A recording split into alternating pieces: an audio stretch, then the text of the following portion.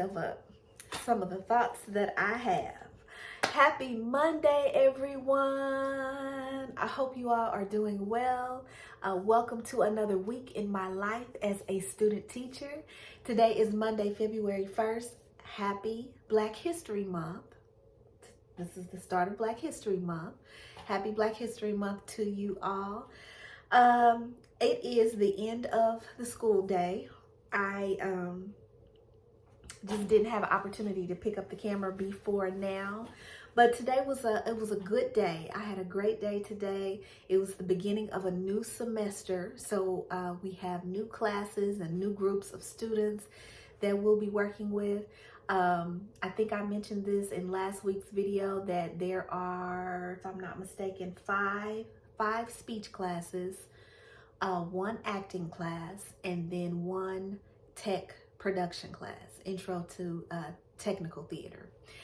So that's going to be a really fun class. We got the opportunity just to kind of chit chat with them a little bit today and pick their brains about what their favorite styles of theater are, like musical versus drama versus comedy, and not just theater, even what genres and styles of performance they prefer best, because some of them were mentioning TV shows and movies, and but it was just really fun to hear the things that they're into, the shows that they're into. And so that class will focus on all of the different elements of technical theater and what it takes to put on a production. So that's going to be lighting, costume, sound, stage design, scenic design, even dramaturgy, which is my forte. I am a freelance dramaturg here in my area, so I work with many of the local theaters here, doing freelance dramaturgy work, which is theater research, basically, is the best way to describe it. The way I describe it to my students is a dramaturg is a literary detective. So when we are producing a play, especially a play that may be set back in a historical time period, I'm the one that would provide that research to the cast and crew, and let them know what was happening in that period of time, what was going on in the world, what was going on in politics, what was going on in entertainment. Just to give that additional information, that additional context to the cast and crew, just helps them to be able to deliver their most authentic performance. So dramaturgy is another part of design, theater design. So I could already tell that that's going to be a very lively class. They were really into it. What else is happening other than it being the beginning of Black History Month? I do want to add a special segment into the weekly, I don't know what to call them, vlogs, week in my life. I'm really not sure what to call them, but I will add an additional segment in for this month where at least in each video, each weekly video, I want to feature a significant person in Black theater history. So that's gonna be fun. I think I'm gonna start with Bert Williams. So that's really the only things that are going on this Monday.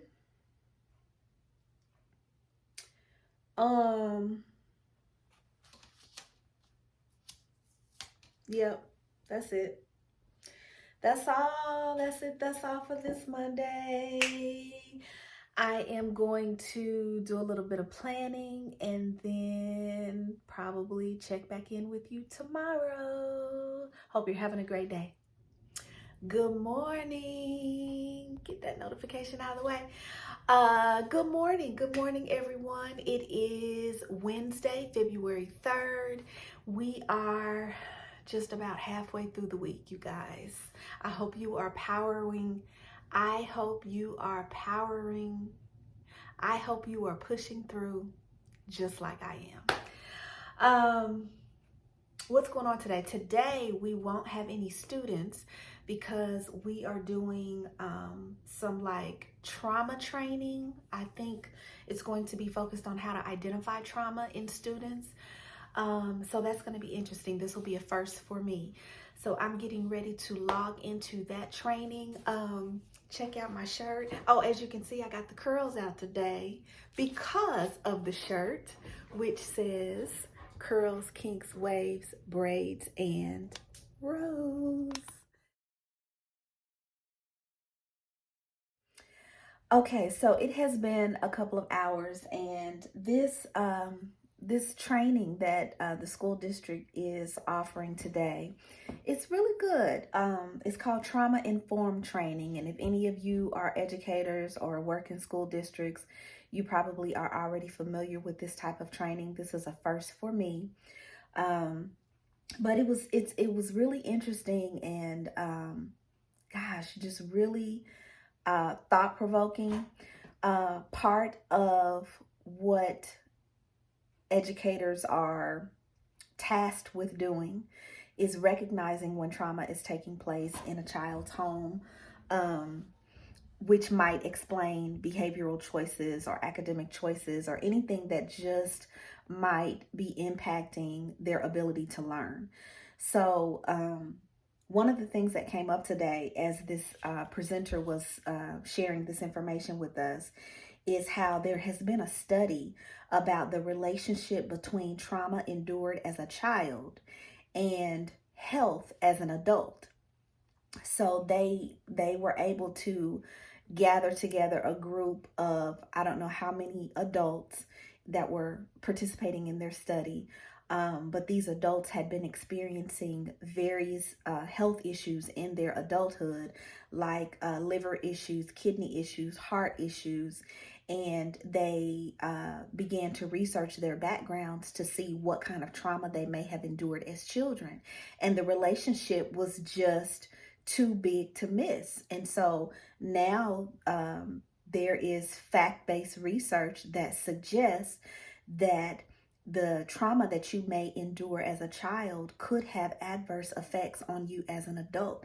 And there's a book that they mentioned today that I just thought was really interesting, called The Body Keeps Score. Or, hold on, let's see, The Body Keeps the Score. Anyway, he talks about how trauma as a child will begin to alter and reshape the body and the brain in childhood while that trauma is being experienced, and then the effects of it are lasting health effects that impact you in adulthood. So it was just a really interesting conversation about how much more far-reaching trauma is than we realize. The other thing that came up today that really just kind of stood out for me was this idea of having a middle class mindset. We know that poverty exists in our schools. We know that there's probably in certain areas a higher percentage of children than we care to admit, are having to deal with living in poverty. And the training just kind of talked about our need to still be able to connect, even though most educators will have this middle class mindset that we really need to check, that we need to keep in check, so that we can have more empathy for those families and students who happen to be living in poverty and are having to juggle those experiences with trying to learn, and then how much more difficult learning becomes when you're dealing with poverty. So it was just some really interesting training that I'm glad I got a chance to sit in on. And I hope that what I learned today will stay with me. Yeah.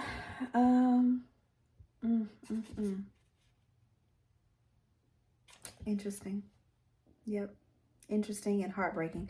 Some days, some days, I may as well tell y'all now, some days I have those moments where I'm asking myself, what the hell am I getting into?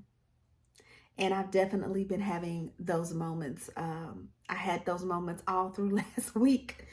And I suspect those moments will come and go. But yeah, it's not for the faint of heart at all. So anyway, let me get ready to log into the next meeting and I will check in with you guys later.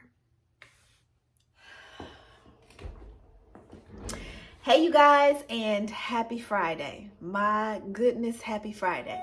I have not picked up the camera in a couple of days because it's literally just been a blur. It's been a blur. This is definitely the week of my student teaching journey where I'm like, did I make the right choice? Like, seriously, those are my thoughts this week. I have so many feelings of being overwhelmed, and just trying to figure out really for sure, is this for me for sure? I don't know. I'm sitting here trying to scarf down a bite to eat before my next meeting, and I'm trying to figure out how I'm gonna do it all, y'all. So that's what this week has been like. That's why I've been kind of MIA. Yeah. That's how I'm feeling. So anyway, I am going to insert a clip at some point of my featured artist for the week. I told you guys that I wanted to feature one person in Black theater history every week for the month of February. And this week is going to be Bert Williams. So I will insert a little clip right here. Bert Williams was born November 12, 1874 in Nassau, Bahamas. Because of the economic hardships that they were facing in that time in the Bahamas, the family immigrated to the U.S. when he was 10 years old. First they went to Florida, but they eventually ended up settling in Riverside, California, and that's where he graduated from high school. As a young man, Bert's introduction into the world of entertainment was actually through the medicine show. In the medicine show tradition, you had these doctors who were really, like snake oil doctors or quacks who traveled through the rural areas in the late 1800s, and they were selling their concoctions. Their goal was to attract the attention of a crowd who would come over to their tent, and they would be oohed and awed by whatever entertainment was there, and hopefully they would stay long enough to buy the products. So you have to picture something like a carnival.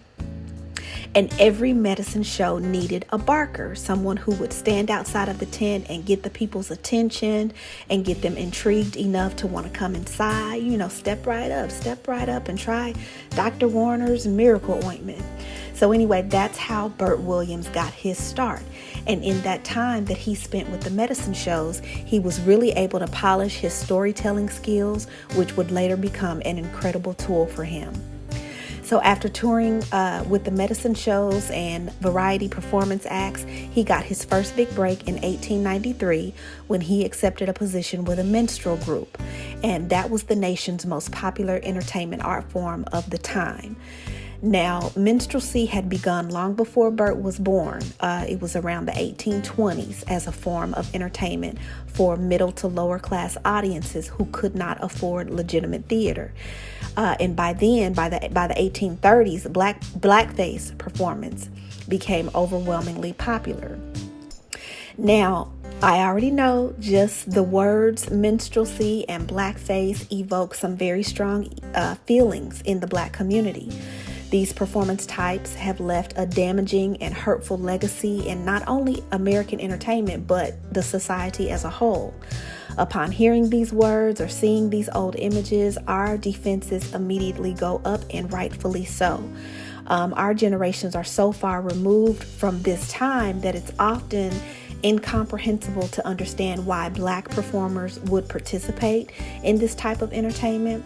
But our generations were raised on the heels of the civil rights movement of the 1950s and the Black Power movement of the 60s and the Black is Beautiful movement of the 70s and so on. So many of us have been conditioned to immediately reject these images and notions just on principle.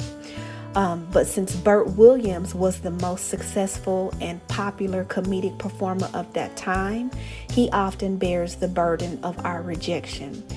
Now, my goal is not to change your mind about how you feel about those images, but just to bring a little bit more understanding about what it took for a performer of that time. Throughout his career, Bert Williams met another black performer named George Walker in 1893.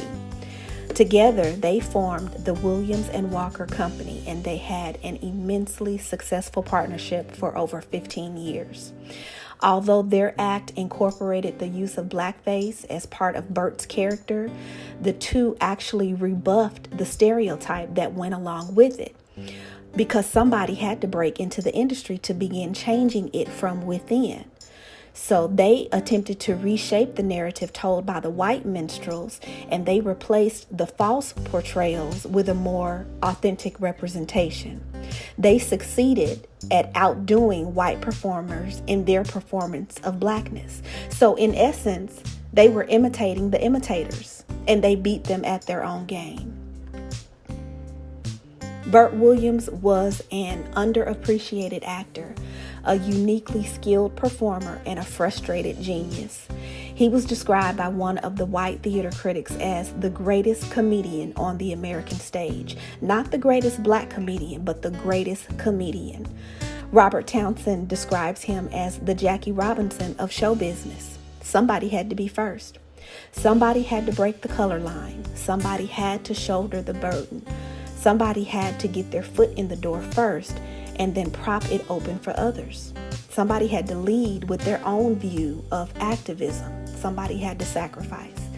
Bert Williams was somebody who transitioned black entertainment into something that could be ennobled and dignified. All right, y'all, that's it. That's all I got for you this week. That's all that I can muster up. That's starting to be my new tagline. I find myself saying that more and more. Go Chiefs. This is Super Bowl weekend, and so I am sending good vibes to our beloved Kansas City Chiefs and praying that they will come home safe and come home with a win. So that's all I got for you guys this week. I hope that you had a restful and productive week. I hope you are looking forward to your weekend or your time off. I encourage you to really take some time for yourself and spend time with family, friends, and loved ones. And as I always say, you guys, find the beauty in everything. All right, you guys, take care.